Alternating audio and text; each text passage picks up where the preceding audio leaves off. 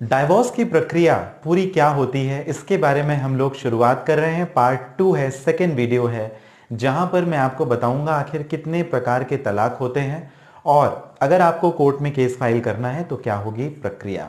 चलिए बात करते हैं तलाक के जो प्रकार हैं उनके बारे में। तो मेजरली अगर हम देखें तो मुख्यतः दो प्रकार से तलाक लिया जाता है। एक तो ये कि आपका पति और पत्नी दोनों तैयार हैं, मतलब आप अगर पत्नी से लेना चाहते हैं या पत्नी पति से लेना चाहते हैं, दोनों की आपसी रंजिश है, आप तो इसमें बन नहीं रही है, तो उस कारण में एक दूसरे से तलाक ले सकते हैं।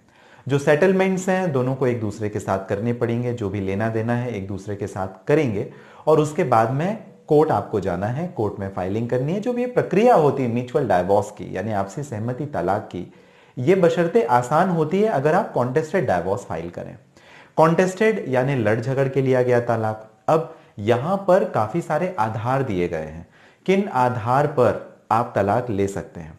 कई लोगों के मन में भ्रम होता है कि केवल इस कारण से कि मेरी पत्नी के साथ में या पत्नी का पति के साथ में रिश्ता ठीक नहीं है, बन नहीं रहा है, तो इसी को आधार बनाकर तलाक लिया जा सकता है। लेकिन अगर पत्नी या पति जो अपोजिट पार्टी है वो तलाक ना देना चाहे तो इसके लिए फिर आपको आधार होना चाहिए। किस आधार पे आप तलाक का केस फाइल कर रहे हैं। आधार से मतलब यह होता है कि कानून में स्पष्टता बताया गया है कि कुछ कारण हैं, कुछ ऐसे बेस हैं जिसे आपको लेना होगा। यदि वो आपके केस में मौजूद है तभी आप तलाक की प्रक्रिया के लिए जाएं और उसके लिए लगेंगे सबूत।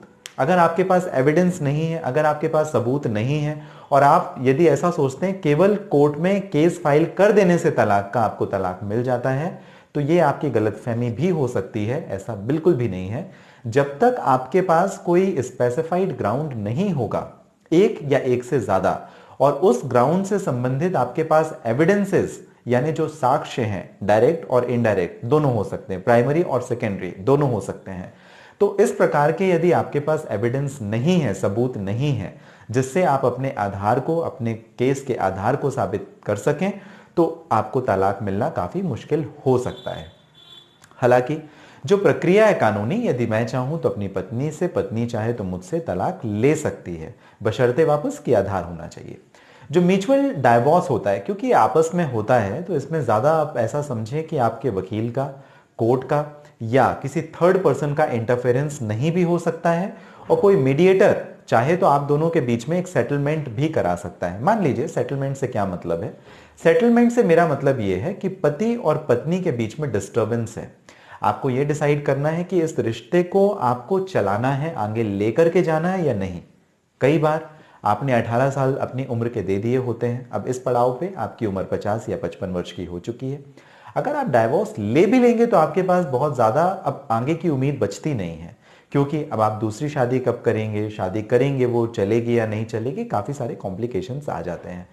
लेकिन अगर आपने शादी की, आपको पता चलता है 6 महीने के बाद, 2-3 महीने के बाद, 1 साल के बाद कि आपका पति या पत्नी आपके स्वभाव के विपरीत है, आप दोनों की नहीं जमने वाली, आप दोनों ही जॉब कर रहे हैं या काम कर रहे हैं, सारी ऐसी स्थितियों में आपका रिश्ता चलने वाला है या नहीं चलने वाला, ये तो आप एक निर्णय पे पहुंच ही सकते हैं।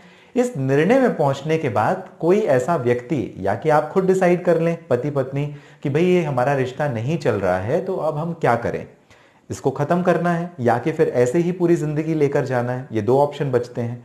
अगर मान लीजिए आपने ये डिसाइड किया कि हमें ये रिश्ता खत्म करना है और दोनों आपस में सेटलमेंट नहीं कर पा रहे हैं, तो इस कंडीशन पर आप किसी मीडिएटर की यानी थर्ड पार्टी की, मध्यस्थता करने वाले की सलाह ले सकते हैं। वो व्यक्ति कोई जज हो सकता है, कोई वकील हो सकता है, आपके परिवार का कोई सदस्य हो सकता है, आपका कोई पारिवारिक दोस्त हो सकता है, या दोनों का कोई म्यूचुअल फ्रेंड हो सकता है जो आपको असिस्ट करे, जो आपको हेल्प करे, जो आपको ये बताए कि भाई आपका जो सेटलमेंट है, जो समाधान है, वो किस तरीके से निकाला जा सकता है। कभी भी तलाक आखिरी विकल्प नहीं होता है। इसे आप इस तरीके से देखें कि इसके पहले की जो प्रक्रिया है वहां आपको मेडिएशन में जाना है। अपने रिश्ते को आप किस हद तक बचा सकते हैं, आपको सारे वो प्रयास करने चाहिए। और उसके बावजूद यदि बात ना बने, आपको लगता है कि भाई इसका अंतिम जो पड़ाव या परिणाम वो केवल तलाक ही है, काफी सोचने और समझने के बाद ही ये डिसीजन ले, खासकर तब जब आपके बच्चे हैं। दूसरी महत्वपूर्ण बात यह आ जाती है कि जब कॉन्टेस्टेड डाइवोर्स है और जब कभी भी आप किसी आधार की बात करें, जैसे क्रुएलिटी हो गया या अडल्ट्री हो गया या डिजर्शन का ग्राउंड हो गया या और भी सारे ग्राउंड्स, मैं आपको डिस्कस करूंगा इसके आने वाले वीडियोस में कि क्या क्या आधार रहते हैं, किस तरीके से उन्हें कॉन्टेस्ट किया जाता है। यदि आप वादी या प्रतिवादी, पिटिशनर या रिस्पॉन्डेंट किसी की तरफ से भी हैं तो आपको वो सारे वीडियोस काम आएंगे। फिलहाल अगर आपने कोई आधार लिया है तो आप हमेशा ध्यान रखें कि आपके पास प्रॉपर एविडेंसेस होने चाहिए, बिकॉज जब तक आपके पास एविडेंस नहीं होंगे, सबूत नहीं होंगे, कोर्ट आपको करेगी नहीं कंसीडर। और अगर कोर्ट कंसीडर नहीं करेगी तो हो सकता है आप 1 साल, 2 साल, 5 साल भी मुकदमा लड़ते रहें, कोर्ट में अपने पैसे और समय खर्च करते रहें, उसके बावजूद आपको परिणाम नहीं मिलेगा। तो जब तक उचित कारण ना हो, जब तक उचित आधार ना हो, ग्राउंड ना हो, तब तक आप तलाक के लिए ना जाएं। एक और मैं बात आपको ये बताना चाहता हूं कि सबसे पहली और आखिरी बात तो ये आती है कि इस पूरे प्रक्रिया में पैसे और समय कितना लगेगा। लोगों को जल्दबाजी काफी रहती है, वो भी हम आगे आने वाले वीडियोस में डिस्क्राइब करेंगे।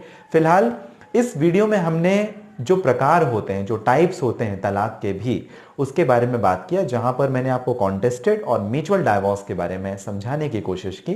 अगर आपको ये जानकारी पसंद आई हो तो मुझे जरूर बताइएगा कमेंट बॉक्स पे। आपके कोई प्रश्न भी आप मुझे पूछ सकते हैं, किसी पर्सनल प्रॉब्लम के लिए यदि बात करना चाहें तो नंबर जो हमारा व्हाट्सएप नंबर है और हमारे ऑफिस का नंबर है वो डिस्प्ले हो रहा होगा, और इस वीडियो के डिस्क्रिप्शन में लिंक है जहां से आप डायरेक्ट अपॉइंटमेंट बुक करके भी मुझे बात कर सकते हैं।